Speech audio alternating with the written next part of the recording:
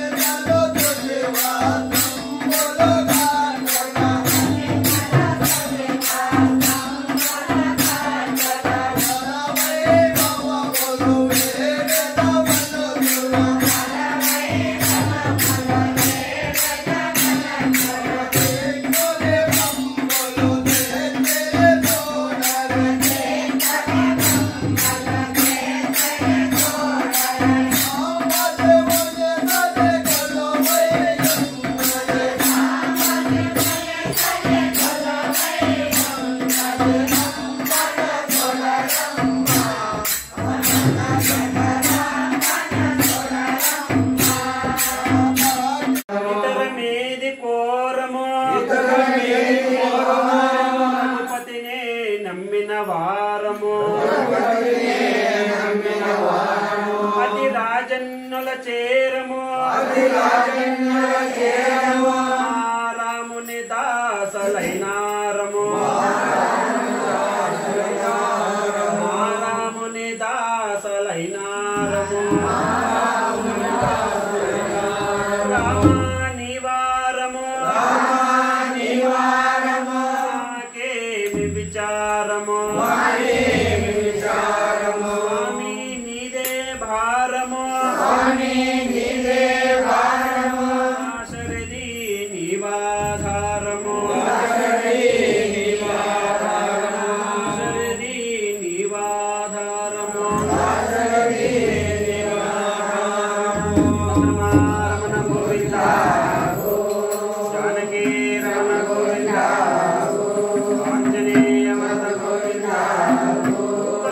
కాపాడు గోవింద ఏడుకొండలవాడ వెంకటరమణ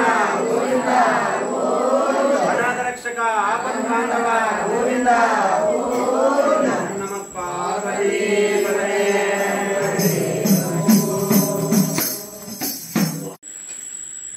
కొందరికి తెలిసిండొచ్చు, కొందరికి తెలకన్నా ఉండొచ్చు. వయసులో రాముని కంటే పెద్దవాడు హనుమంతుడు. ఎందుకంటే ఈయన పుట్టినది ఆయన పుట్టిన దానికి చాలా తేడా ఉంది. ఈయన ముందు యువని భక్తుడు అనుకుంటారేమో. ఈయన విద్య నేర్చుకుంటే వీళ్ళ గురువు వచ్చేసి సూర్యుడు. సూర్యుని దగ్గర విద్య నేర్చుకున్నాడు హనుమంతుడు.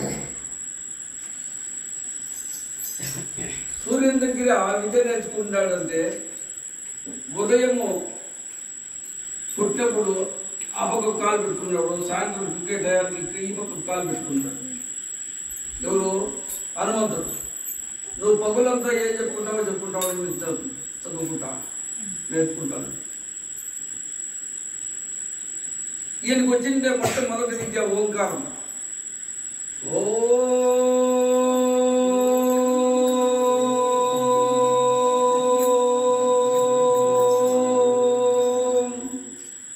ఓంకారాన్ని నేర్చుకున్నాడు. ఈ ఓంకారమే సృష్టికి మూలం. దేనికన్నా ఎన్ని మంత్రాలన్నా చదవని ఓం అనేది ముందు రానే వస్తుంది.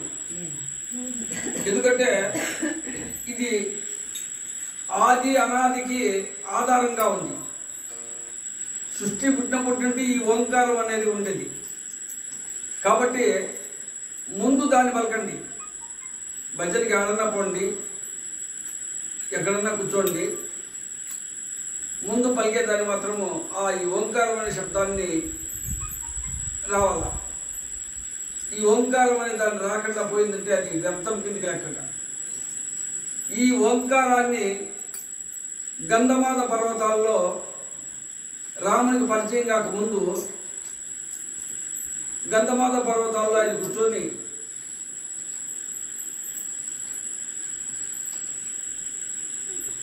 ఆడ ఈ ఓంకారం అనే శబ్దాన్ని మాత్రం మనసులో పలికించుకుంటా ఉన్నాడు. ఇక్కడ వచ్చేసి రామాయణం తంతంతా జరిగింది. సీతాదేవిని రావణాసురుడు ఎత్తుకొని నిలిపిండిది. లంకకు పోయేదానికి ఎవరు లంకలేకపోయేవాళ్ళు అనే చిన్న సందేహం వచ్చినప్పుడు ఆ లంకలేకపోయేదానికి తగినటువంటి బలశాలి కావాల. ఎవరు ఆ బలశాలిని? వానరులందరినీ చేర్చి ఆ వానరులను చేర్చినప్పుడు వాళ్ళతో ఈ సందేహము వెలుగుచ్చినాడు. ఈ సందేహం అయితే ఎప్పుడు వచ్చిందో వీళ్ళకందరికీ పెద్దగా ఉండబడి జాంబవంతుడు. జాంబవంతుడు అంటే బల్లూరుకి రాదు. జాంబవంతుని విచారించినాడు, ఎవరినైనా మనకు లంకలేక దాటుకుండే మంచి శక్తివంతుడు అంటే గంధమాద పర్వతాల్లో ఉన్నాడు హనుమంతుడు.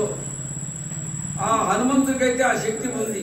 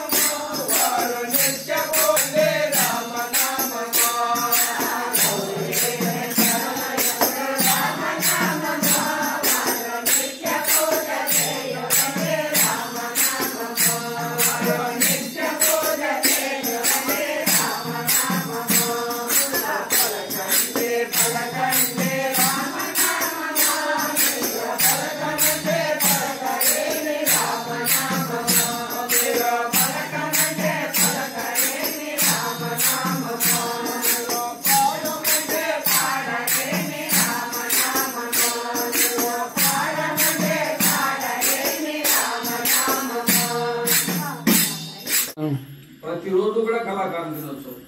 కళను దీన్ని ఎట్లా తిరిగి ముందుకు తీసుకుపోయే బాధ్యత అందరి మీద ఉంది. కాబట్టి ఈ కళాకారుల దినోత్సవ సందర్భంగా ఒక చిన్న మాట చెప్తాను మీకు, ఏమనుకోద్దండి. మనకు నిన్న మొన్న మీరు టీవీలో చూస్తూ ఉంటారు, ఏంటంటే డెవలప్మెంట్ టీవీలోకి వెళ్ళిపోయినా అనుకుంటుంది. టీవీలో చూస్తూ ఉంటే కొన్ని లక్షల మంది వానతో ఇబ్బంది పడేవారు ఉన్నారు. వాన ఎక్కువైపోయింది.